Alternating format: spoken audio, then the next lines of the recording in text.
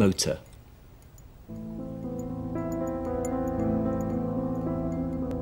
But Faraday was about to take this experiment further. One of the lasting effects of Faraday's discovery of electromagnetic rotations in 1821 was that it showed that there was a relationship of some sort between electricity, magnetism, and motion. Faraday explored this relationship in detail and set himself an even more difficult challenge: to use magnetism and motion to make electricity. Eventually, his obsession, hard work and determination paid off. The breakthrough came on the 17th of October 1831, when Faraday took a magnet like this and moved it in and out of a coil of wire. He was able to detect a tiny electric current in the coil moving one way and then the other. Faraday knew he was onto something. A few days later, instead of moving the magnet through the conducting wire coil, he set up the equivalent experiment by moving a conducting copper plate through the magnetic field. He didn't know it at the time, but as his spinning disc cut through this magnetic field, billions of negatively charged electrons were deflected from their original circular course and began to drift towards the edge.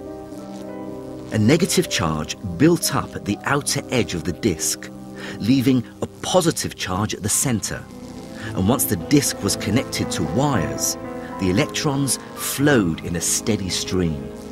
Faraday had generated a continuous flow of electric current. Unlike a battery, his current flowed for as long as his copper disc was spun.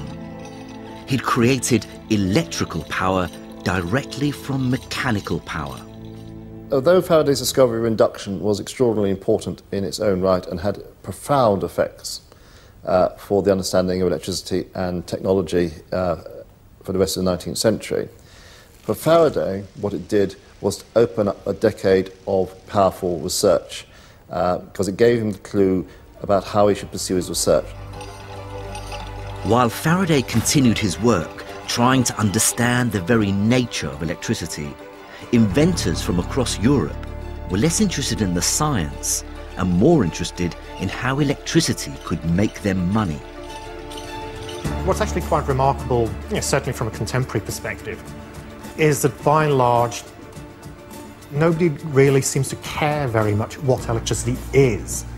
You don't have great theoretical debates as to whether it's a force or a fluid or a principle or a power. What they're really interested in is what electricity can do. Faraday, living in a world of steam power, was informing the scientific community about the nature of electricity. But at the same time, another breakthrough in how we could actually use it had been made. This will be the first device that really brought electricity out of the laboratory and into the hands of ordinary people: the telegraph. The key to understanding the telegraph is understanding a special kind of magnet, an electromagnet. Basically, a magnet created by an electric current. The first electromagnets were developed independently by William Sturgeon in Britain and Joseph Henry in America. And just as Faraday had discovered that by coiling his wire, he could increase the current in it produced by the moving magnet, so Henry and Sturgeon discovered that by adding more coils in their current-carrying wires, they could make a more concentrated magnetic field. Basically, the more coils, the more turns, the stronger the magnet. So if I pass a current through this electromagnet, you can actually see the effects of the magnetic field. This is the standard school experiment of sprinkling iron filings on top of the magnet. If I give it a tap, see the iron filings follow the contours of the field. This allows us to visualize the effects of magnetism. To make an electromagnet even stronger, Henry and Sturgeon discovered that they could place certain kinds of metal inside the electromagnetic coil.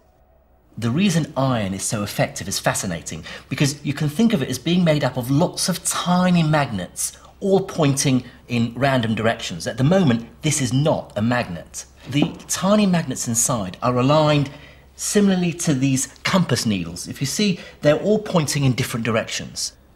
But when you apply a magnetic field, they all align together. They all combine, these magnets, and cumulatively they add to the strength of the electromagnet. So what Henry and Sturgeon did was place 2 electromagnetic coils on each arm of their horseshoe to create something that was many, many times more powerful. And we can see the power of this horseshoe electromagnet. If I turn it on and use something slightly bigger than iron filings, these small pieces of iron, look at the strength of the magnetic field holding them in place. What's important to remember, of course, is that this electromagnet only works all the time there's a current passing through it. As soon as I turn off the current, the magnetism disappears. Early experimenters showed off this power by lifting metal weights. Henry even made one big enough to lift 1.5 tons of metal. Impressive, but not world-changing. But place that magnet much further away at the end of a wire, and suddenly you can make something happen at your command, in an instant.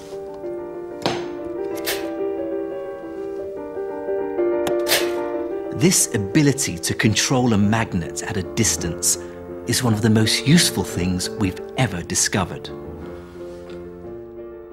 If electricity can be made visible a long way away from the original source of power, then you've got a source of instantaneous communication.